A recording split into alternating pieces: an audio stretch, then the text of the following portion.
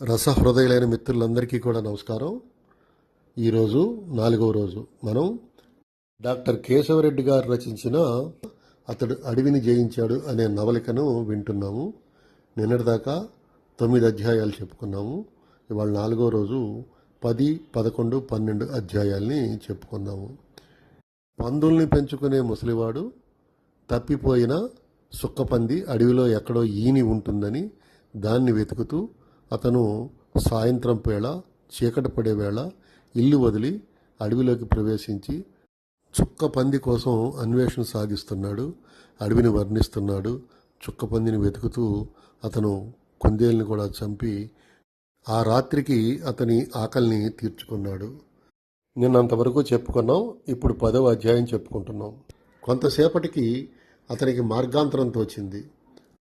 అతను బాగిమాను కిందకు నడిచి కత్తెను ఈటెను కింద పెట్టాడు. కుందేలు మాంసం ఉన్న మూటను వాలాడు కొమ్మకి తగిలించాడు. గోచి బిగించి కట్టుకుని చెట్టెక్కడం ప్రారంభించాడు. వయసు హరించి వేసిన దేహ పటిష్టతను స్వచ్ఛమైన క్రియాశీలతతో సంపాదించుకుని అతడు మాను మీద ఎగబ్రాకుతున్నాడు. ఉచ్ఛ్వాస నిశ్వాసాల్ని ఒకప్పుడు వదులుతూ ఒకప్పుడు బిగబడుతూ శరీరంలోని కొన్ని కండరాలను బిగించుతూ మరికొన్ని కండరాలను సడలిస్తూ అతిలాఘవంగా సాగుతున్నాడు. కొనకొమ్మ చేరేసరికి అతడు మిక్కిలిగా బొగర్చుతున్నాడు. శరీరమంతా పలచగా చెమట పట్టింది. అతడు కొమ్మ మీద నిల్చుని అడవిని గాలించసాగాడు. వెన్నెల్లో అడవి మనోహరంగా ఉంది. కుంట చుట్టూ రెల్లుపోత దగదగా మెరుస్తూ ఉంది.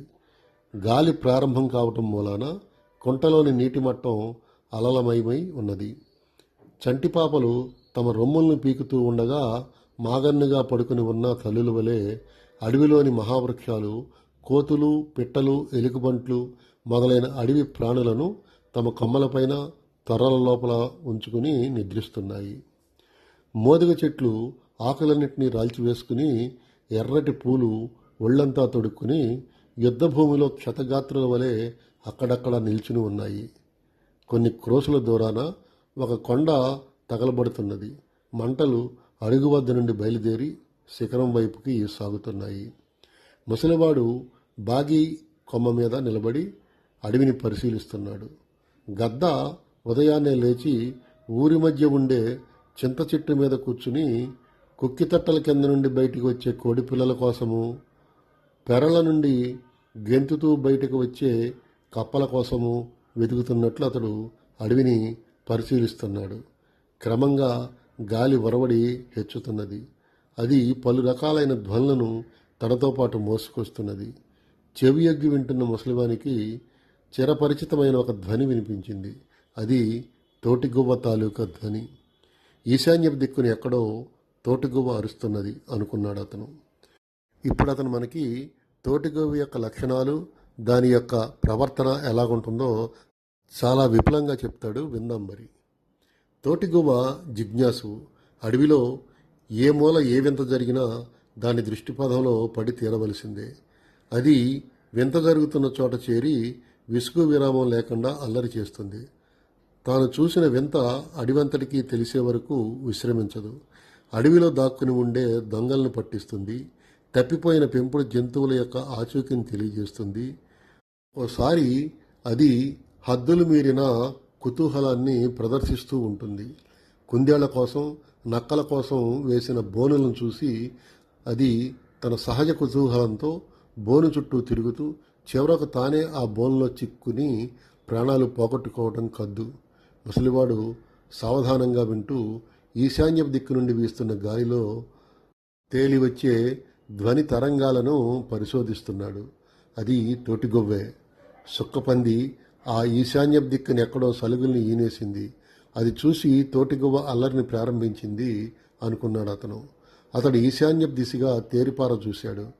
మరపరాళ్లతో నిండిన లోయ సుదీర్ఘంగా విశాలంగా కనిపిస్తున్నది. లోయ అడుగున ఒక సెలయేరు సన్నగా ప్రవహిస్తుంది. లోయకు అవతల వైపుకు వెనక పొదలు భారీ ఎత్తున పెరిగి ఉన్నాయి. లోయకు యువతల గట్టున ఘనమైన తేంట్ర పొదలు ఉన్నాయి. అక్కడక్కడ సుంక్రేసు చెట్లు నిల్చుని ఉన్నాయి.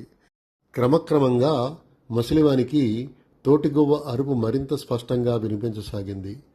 తోటిగువ్వ తేంట్ర పొద మీదనో సుంక్రేసు చెట్టు మీదనో కూర్చుని ఉంటుంది. ఇక నేను చేయవలసింది చెయ్యాలి అనుకుంటూ అతడు చెట్టు దిగడం ప్రారంభించాడు. అతని ప్రాణాలన్నీ లోయగట్టున ఉన్న తేంట్ర పొదల చెంతనే తారాడుతున్నాయి. తొడిమ వీడిన బాగిగాయి కన్నా వేగంగా భూమి మీదకు చేరాలని ఉంది అతనికి. కానీ తొడిమ వీడి కింద పడ్డానికి సిద్ధంగా ఉన్న కాయవలే అతడు పండిన వయసులో ఉన్నాడు.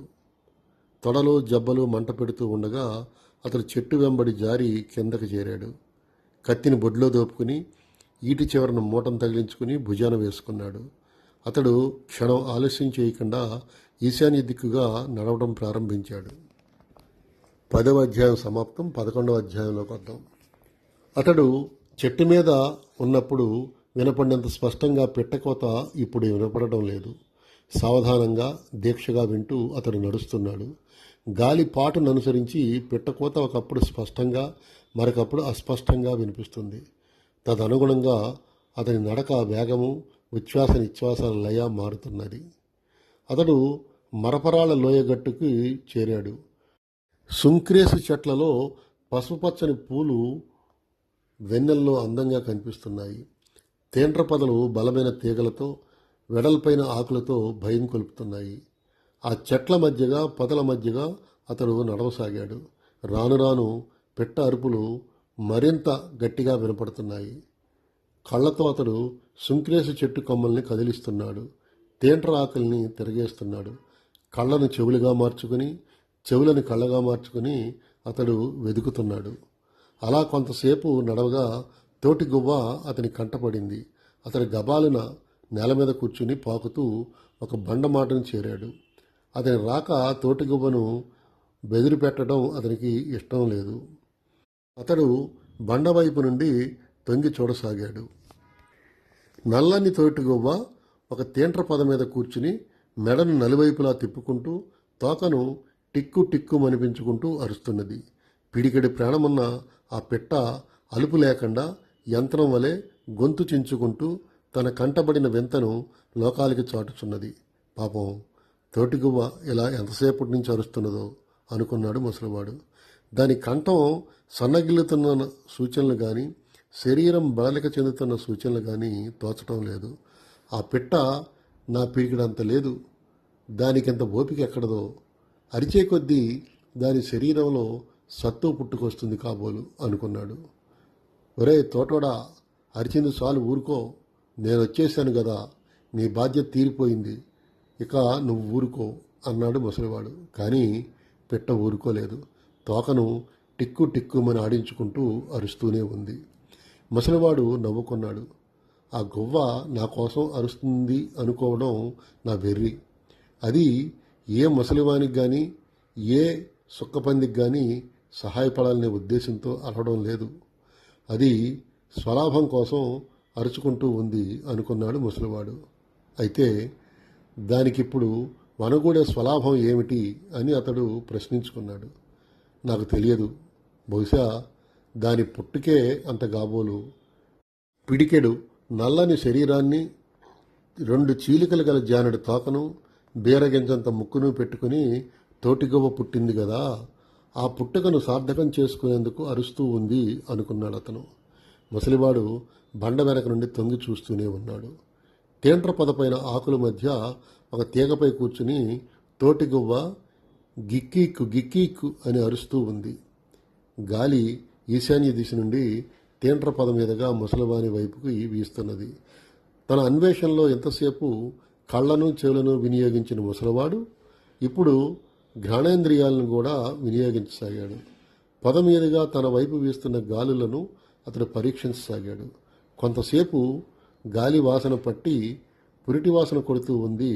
సుక్కపంది ఆ పొదలో సలుగుల్ని ఈనేసింది అనుకున్నాడు అతడు. క్షణం ఆలస్యం చేయకుండా తేంట్ర పొదలో సలుగుల దగ్గర వాలాలని ఉంది అతనికి. సుక్కపంది ఈ పరిస్థితిలో రాక్షసులే ప్రవర్తిస్తుంది. ఇప్పుడు గనక నేను దాని కండ్ల పడితే అది నన్ను చీల్చి చెండాడుతుంది. కనుక నేను ఆ బండచాటు నుండి బయటికి వచ్చి ఒక అడుగు వేస్తే చాలు, తోటిగువ్వ పొద మీద నుంచి లెగుస్తుంది. అది ఇచ్చిన సంజ్ఞను గ్రహించి సుక్కపంది పొదలో నుండి బయటికి దూకి నా మీద పడుతుంది అనుకున్నాడు ముసలివాడు. అతడు అసహనంతో ఉడికిపోతూ బండ వెనక నుండి తొంగి చూస్తున్నాడు. అక్కడికి తేంట్ర పొద 10 బారల దూరాన ఉంది. ఈ తోటిగువ్వ ఆ పొదను వదిలి మరెక్కడికైనా పోయి విరగడైతే బాగుండును. కానీ అది పోదు. దాని ఒంట్లో ఉండే కండరాన్ని కరిగి ఆవిరైపోయి అస్థిపంజరం మిగిలేదాకా అది అలా అరుస్తూనే ఉంటుంది అనుకున్నాడు అతడు. అంతదాకా నేను తాళలేను, సలుగులను సుక్కపందిని చూడకుండా నేను ఉండలేను అనుకుని వేగిరపడుతూ కనీసం ఈ గాలిదేవుడన్నా దిశ మారితే బాగుండును అని కోరుకున్నాడు. కొంతసేపటికి ముసలివాని కోరిక ఫలించింది. గాలి దిశమారి నైరుతి దిక్కుగా వీచసాగింది.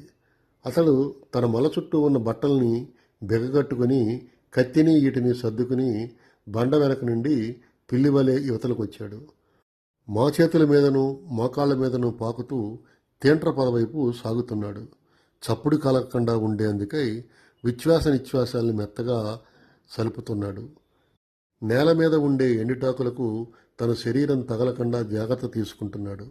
మొల చుట్టూ ఉన్న బట్ట గాలికి రెపరెపలాడకుండా చూసుకుంటున్నాడు. ఈటే కణికరాళ్లకు తగలకుండా ఉండేందుకై దాన్ని ఎత్తి పట్టుకున్నాడు. నీటి అడుగున చేప వలె నిశ్శబ్దంగా, గోదురు కప్పను మింగిన పాము వలె మెల్లగా తేంట్ర పదవైపు సాగుతున్నాడు. తేంట్ర పద ఇంకా 3 బారల దూరాన ఉంది. ఇంతలో గాలిదేవుడు అతన్ని చిన్నచూపు చూశాడు. అకస్మాత్తుగా గాలి దిశ మారి ఈశాన్య దిక్కుగా వీచసాగింది. ముసలివాడు తన గమనాన్ని ఆపి తక్షణ కర్తవ్యాన్ని గురించి ఆలోచిస్తూ ఉండగా పొద మీద నుండి తోటిగువ్వ చివ్వుని గాలిలోకి లేచి తన కంఠాన్ని రెట్టింపు పెంచి అరవసాగింది. మరుక్షణమే సుక్కపంది పొద బయట ప్రత్యక్షమైంది. అది భయంకరంగా అరుస్తూ ముసలివాని వద్దకు శరవేగంతో వస్తుంది. ముసలివానికి తానేమైపోతున్నాడో తెలియడం లేదు. భయంతో అతని శరీరము మనస్సు గడ్డగట్టుకుపోయాయి. అడవిలోని కొండలన్నీ విరిగి తన మీద పడుతున్నట్లు అనిపించింది. నేల మీద చెట్లన్నీ ఎగిరిపోతున్నట్లు, ఆకాశంలోని మేఘాలన్నీ కిందకు రాలుతున్నట్లు అనిపిస్తుంది. సుక్కపంది అతన్ని పడదోసి తన కోరలతో అందిన చోటల్లా ఘాట్లు పెడుతున్నది. భయంతో అతని నరాలన్నీ మొద్దుబారిపోయి ఉండటం వల్ల అతనికి నొప్పి తెలియడం లేదు. పచ్చటి వెన్నెద్రగడ్డిని, ఎండిన సుంకేసు ఆకుల్ని నలగదొక్కుంటూ అతని నేల మీద దొర్లుతున్నాడు. పంది తన వాడి కోరలతో అతని కాళ్ళ మీద, తొడల మీద, జబ్బల మీద కండరాలను చీల్చుతున్నది. ఎముకలను తన పుష్టికరమైన ముట్టితో పట్టుకొని కొరికి విరచడానికి ప్రయత్నిస్తున్నది.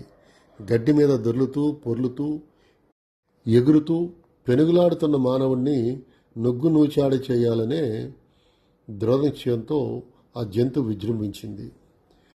ఈ చిత్రహింస అలా వరంతసేపు సాగాక దాని కోరల నుండి అతడు తల్లి గర్భం నుండి వెలుపలికి వచ్చినంత మార్మికంగా, అద్భుతంగా తప్పించుకొని దాపున ఉన్న సుంక్రేసు చెట్టుని ఎగబాకి కొమ్మ మీద కూర్చున్నాడు. సుక్కపంది చెట్టు బోధేదాకా అతని వెంబడి వచ్చి మారను పైకెత్తి భయంకరంగా గర్జిస్తూ చుట్టూ తిరగసాగింది. అది అలా గానిగద్దు వలె వలయాకారంగా తిరుగుతూ ఉండగా చెట్టు కింద ఉన్న గడ్డి అణగారిపోయి బాట ఏర్పడసాగింది. ఇక ఈ రోజుకి ఆఖరిది 12వ అధ్యాయం గురించి చెప్పుకుందాం. ఇది కొంచెం పెద్దది. ఈ అధ్యాయంలో ఎక్కువ ముసలివాడు అంతర్మదనం ఉంటుంది.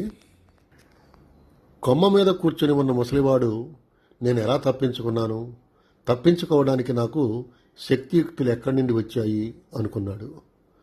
అతడు కిందకు చూసి, ఓయ్ సుక్కలం, ఇంక పోయి సరుగుల దగ్గర పడుకో, ఊరికే సుంక్రేసు చెట్టు చుట్టూ తిరిగి ఒంటిల్లా అల్లరి పెట్టుకోబాక అని అరిచాడు. సుక్కపంది మార పైకెత్తుకుని చెట్టు చుట్టూ తిరుగుతూనే ఉంది. అది సలుగులను పొదలో వదిలిపెట్టి ఇక్కడ ఉండడం నాకేమీ ఇష్టం లేదు. అది త్వరగా పొదలోకి వెళ్ళిపోవాలంటే నేనేం చెయ్యాలి? ఎలుగెత్తి దాని మీద తిట్ల వర్షం కురిపించనా? ఈటెను చూపించి కండ్లు చితకబుడుస్తాన్ని బెదిరించనా అని అతడు తనను తాను ప్రశ్నించుకున్నాడు. అవన్నీ ఒదిగే పనులు కావు. నేను రచ్చ చేసే కొద్దీ దానికి నా మీద అపనమ్మకం జాస్తి అవుతుంది. సరుగులు వదిలేసి సుంక్రేసి చెట్టు ప్రదక్షిణ చేస్తూ రాత్రంతా ఉండిపోతుంది అనుకున్నాడు అతడు. కొంతసేపు ఆలోచించి నేను కదలకుండా మెదలకుండా, రంపు రచ్చ చేయకుండా, మధ్యాహ్నపు ఎండలో నీటి అడుగున ఇసుకదొంది చేపలాగా ఈ కొమ్మ మీద ముడుచుకుని పడుకుంటాను అనుకున్నాడు అతను. అతడు ఈటెను పక్క కొమ్మ మీద ఉంచి కాళ్ళు చేతులను మడిచి కొమ్మ మీద పడుకుని కావాలంటే ఉచ్ఛ్వాస నిశ్వాసాలను బిగబెట్టి ఉంచుకుంటాను అనుకున్నాడు. అతని యుక్తి ఫలించింది. సుక్కపంది కొంతసేపు బోధి చుట్టూ తిరిగి చివరిసారిగా మారను పైకెత్తి తెల్లని కోరలను చూపుతూ గర్జించి ముందరి కాళ్లతో నేల మీద 4 సార్లు గుద్ది వెనుకకు తిరిగి తేంట్ర పొదలోకి వెళ్ళిపోయింది. చెట్టు కింద నుండి పంది తాలూకు అడుగులు సవ్వడి వినపడకపోవడంతో అతడు మెల్లగా తలెత్తి చూశాడు. సుక్కపంది తేంట్ర పొదలోకి ప్రవేశించడం చూసి తృప్తిగా గాలి పీల్చుకున్నాడు. అప్పుడు అతడు తను ఇందాక గ్రహించని ఒక విషయాన్ని గ్రహించాడు. చాలాసేపటి నుండి అతని శరీరం యావత్తు గడగడ వణుకుతుంది. అతనితో పాటు అతడు కూర్చుని ఉన్న కొమ్మ కూడా కంపిస్తుంది. ఆ కొమ్మలోని ఆకులు పూలు కూడా కంపిస్తున్నాయి. నేను చాలా భయపడిపోయాను. ఈ దడ సరిగ్గా ఎప్పుడు ప్రారంభమైందో మరి అని అతడు ఆలోచించసాగాడు. జ్ఞాపకం లేదు. బహుశా సుక్కపంది నా ఎద మీద నిలబడి నా మెడ చుట్టూ తన ముట్టెను బిగించినప్పుడు ప్రారంభమయ్యిందేమో అనుకున్నాడు. ముసలివాని శరీరం ఇంకా వణుకుతూనే ఉంది. శరీరాన్ని అదుపులో పెట్టుకోవడానికి అతను సాధ్యం కావడం లేదు. భయం అతని ఎముకల్లోకి ఇంకిపోయింది. తనపై తనకే జాలేసింది. ఎవరైనా తన భుజం పైన చరిచి ధైర్యవచనాలు పలికితే బాగుండును అనుకున్నాడు అతడు. అతడు తలెత్తి చూశాడు. అతని పైన ఆకాశం సువిశాలంగా పరుచుకుని ఉంది. చంద్రుడు విసుగు విరామం లేకుండా వెన్నెల్ని కొమ్మరిస్తున్నాడు. అసంఖ్యాకమైన నక్షత్రాలు మెలమెల మెరుస్తున్నాయి. వివిధ పరిమాణాలలో రూపాలలో ఉన్న మేఘాలు ఏమీ తోచనట్లు తిరుగుతున్నాయి. అతని కింద భూమి ఆకాశం వలె అనంతంగా వ్యాపించి ఉంది. చెట్లు, కొండలు, నదులు, లోయలు ఒకదాని ఉనికి మరొకటి గుర్తించనట్లు ముడుచుకుని మౌనంగా ఉన్నాయి. ఇదంతా నిజంగానే జరిగిందా? సుక్కపంది నాకు నిజంగానే కనపడిందా, లేక నేను కలగన్నానా అని ప్రశ్నించుకున్నాడు. అతడు చెట్టు కింద కలయి చూశాడు.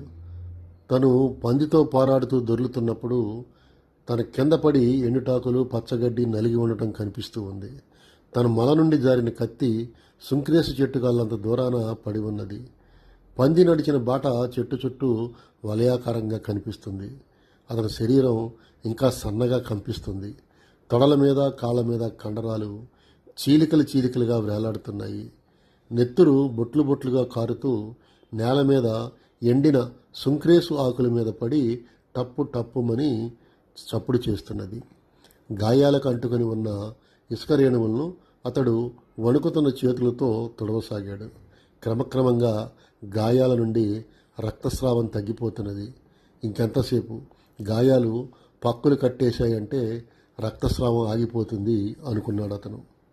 గాయాల్లో రక్తస్రావం తగ్గుతున్నది కానీ ఆగడం లేదు. గాయాలు పక్కులు కట్టడానికి చాలాసేపు పడుతుంది. ఇవి సామాన్యమైన గాయాలు కావు. తొడలు చీలికలు పీలికలైపోయాయి. కాళ్ళు నంజరగా అయిపోయాయి. ఇంతటి చిత్రహింస నేను ఎప్పుడూ ఎవరి చేత అనుభవించలేదు అనుకున్నాడు అతడు. మరి ఇంతటి ప్రేమ నేను ఎప్పుడూ ఎవరి మీద చూపలేదు. పంది చేట్ల కాట్లు తింటూ నేల మీద దొర్లానే గాని నడుములోని కత్తిని గాని చేతిలోని ఈటెని గాని ప్రయోగించలేదు అనుకున్నాడు అతడు. మళ్ళీ ఇంతసేపు భయం వల్ల మద్దుమారిపోయి ఉండిన నరాలు ఇప్పుడిప్పుడే మేల్కొంటున్నాయి. గాయాలు సలపరించడం ప్రారంభించాయి. ఇంత నెత్తురు కారినా నాకు రణవాయువు కమ్మలేదు. నా స్థానంలో ఇంకొకడు ఎవడైనా ఉండి ఉంటే ఈ పాటికి నీలిగి చచ్చి ఉండేవాడు. సుక్కపంది కనబడటంతో నాకు ఏనిగెక్కినంత సంతోషంగా ఉంది. ఈ పరిస్థితిలో ఎంత రక్తం పోగొట్టుకున్నా కానీ నాకు రణవాయువు కమ్మదు. యముని భటులందరూ వచ్చినా నన్ను చంపలేరు అనుకున్నాడు అతను. మరి ఇంతవరకు నేను సలుగులను కళ్ళజోడనే లేదు అనుకుంటూ ముసలివాడు ఒబిళ్ళోరసాగాడు. అతడు మెల్లగా కొమ్మ మీద జరిగి మెడ రెక్కించి చూశాడు. తీంట్ర తీగలు 4 వైపులా చిక్కగా దడి కట్టుకొని ఉంది. సుక్కపంది మోరం నేల మీద పడవేసుకుని పడుకుని ఉంది. సలుగులు తల్లి రొమ్ముల్ని కరుచుకుని పాలు తాగుతున్నాయి. ఓర్ని ఎమ్మల సందమామల మాదిరిగా ఎలగతా ఉండారు గదరా అని అరిచాడు ముసలివాడు. దేవుణ్ణి ప్రత్యక్షం చేసుకున్న భక్తుని వలె, రత్నరాశులను పొందిన లోభి వలె అతడు తత్తరపడసాగాడు. అతడు గబగబా సలుగుల్ని లెక్క పెట్టడం ప్రారంభించాడు. లెక్క పెట్టడం మధ్యలో ఆపేసి వాటి అందాన్ని కళ్ళతో గ్రోలడం ప్రారంభించాడు. అతని కళ్ళు నిలకడగా లేవు. అతని చూపులు బంతుల వలె ఉన్న సలుగుల మీద, అరమోడ్పుగా ఉన్న పంది కళ్ళ మీద, చేవరించుకుని ఉన్న దాని రొమ్ముల మీద ముందు నుంచి వెనక్కు, వెనక్కు నుంచి ముందుకి పరిగెడుతున్నాయి. హోరుమని మోరలెత్తుకుని కట్టను ముంచడానికి సిద్ధమవుతూ దబకాలెత్తుతున్న చెరువు వలె అతని మనస్సు పొంగుతున్నది. అతడు అసంకల్పితంగా, అర్ధరహితంగా కొన్ని చప్పుళ్ళు చేశాడు. 1, 2 అంటూ అతడు సలుగుల్ని లెక్కపెట్టి 10 మంది సుక్కనా కొడుకులు పుట్టినారు. పెద్దగా వికృతంగా నవ్వాడు. అతడు కూర్చుని ఉన్న కొమ్మ అదిరింది. నవ్వు ఆగాక 10 మంది సుక్కనా కొడుకులు పుట్టినారు. ఒరే సుక్కనా కొడకల్లారా, రొమ్ముల దగ్గరేందిరా తారుకులాడుతూ ఉండారు, ఏవి చేస్తూ ఉండారురా ఆడ అని అరుస్తూ పాటలోకి జారుకున్నాడు. ఏవిరో నీ అమ్మ నా యాండ్లలారా, ఏవి చేస్తా ఉండారురో, పోలిగాని కూతురంట తొలి సమర్థ ఆడిందిరో. ఆనంద పారవస్యానికి లోనైనప్పుడు బూతుపాటలు పాడటం ముసలవానికి అలవాటు. ఆ పాటలోని బూతు మాటలను ఒత్తి పలుకుతూ అతను పాడుతున్నాడు. సారిగాని పెద్ద కొడుకు, సారిగాని పెద్ద కొడుకు గుడిసె ఎత్తినాడురో. ఈ పాటలోని లయను గురించి కానీ, రాగం గురించి కానీ అతనికి ఖాతరు లేదు. అందులోని భావం కూడా అతనికి పట్టలేదు. తన ఆనందాన్ని ధ్వని తరంగాలుగా మార్చి బయటకు వెదజల్లుతున్నాడు. సలసలా కాగుతున్న నీరు ఆవిరి రూపాన్ని తన్నుకొచ్చినట్లు అతనిలోని ఆనందం ధ్వని రూపాన బయటకు వస్తున్నది. గొంతు రాచిపోయేదాకా అతడు పాడుతూనే ఉన్నాడు. బాగా పులిసి ఎండలో మరగగాగిన కళ్ళు తాగి విపరీతమైన కైపునకు లోనైనప్పుడు అతడు చాలా అద్భుతాలు చేసేవాడు. ఒకేసారి 10 మంది కూర్చోగలిగినంత బండను భూమి మీద నుండి పెకిలించేవాడు. కాడెద్దులు కలవగాని మోతగల బండిని అతడు జరజరా లాక్కుపోయేవాడు. సాంప్రదాయ స్త్రీలు దారి వెంట పోతుంటే వాళ్ళను వరసలు మార్చి పిలిచి తగువులు తెచ్చుకునేవాడు. పెద్ద పెద్ద గుట్టలను అవలేలగా ఈ వైపునకెక్కి ఆ వైపునకు దిగేవాడు. దారి పక్కన చిన్న గులకరాలను తగిలించుకుని బోర్లా పడేవాడు. ఒళ్ళంతా గాయాలు చేసుకుని గుడిసెను చేరేవాడు. ఎవరైనా కడివిడి చన్నీళ్లను నెత్తిమీద గుమ్మరిస్తే నేల మీద పడి మొద్దులా నిద్రపోయేవాడు. కానీ అతడు ఈ పూట అనుభవిస్తున్న పరవశతను అతనికి ఏ పదార్థం కానీ ఎన్నడూ కానీ కలిగించలేదు. కనుకనే నేను బతికాను, లేకపోతే సుక్కపంది చేత ఇన్ని కాట్లు తిని ఇంత నెత్తురు పోగొట్టుకుని రణవాయువు కమ్మి చావకుండా బతికి ఉండేవాడినా అని అనుకున్నాడు ముసలివాడు. చంద్రుడింకా మబ్బులు వెనకే ఉన్నాడు. ముసలివాడు తలెత్తి సుంక్రేసి కొమ్మలకుండా చూస్తూ, నువ్వేమీ బయటకు రానక్కర్లేదు, ఇక్కడ తేంట్ర పొదలో 10 చందమామలున్నాయి, నువ్వు బయటకు వస్తే ఎంత, రాకపోతే ఎంత అనుకున్నాడు. చంద్రుడు మబ్బుల్ని చీల్చుకుని బయటకు వచ్చాడు. రా, వచ్చి చూసుకో, తేంట్ర పొదలో నిన్ను పోలిన వాళ్ళు, నిన్ను మించిన వాళ్ళు 10 మంది ఉన్నారు అనుకున్నాడు ముసలివాడు. అంటే ముసలివాడు ఆ సుక్కపంది యొక్క పిల్లల్ని, ఆ సలుగుల్ని చందమామంతో పోల్చుకుంటూ ఆనంద పారవస్యం చెందుతున్నాడనమాట. అతను అడవిని జయించాడు సశేషం. తిరిగి రేపు 13వ అధ్యాయాన్ని మొదలుపెట్టుకుని అక్కడి నుంచి మళ్ళా 3 అధ్యాయాలు చెప్పుకుందాము. అంతవరకు మిత్రులందరికీ సెలవు. శుభరాత్రి. నమస్కారములతో మీ ఆదిశేషు.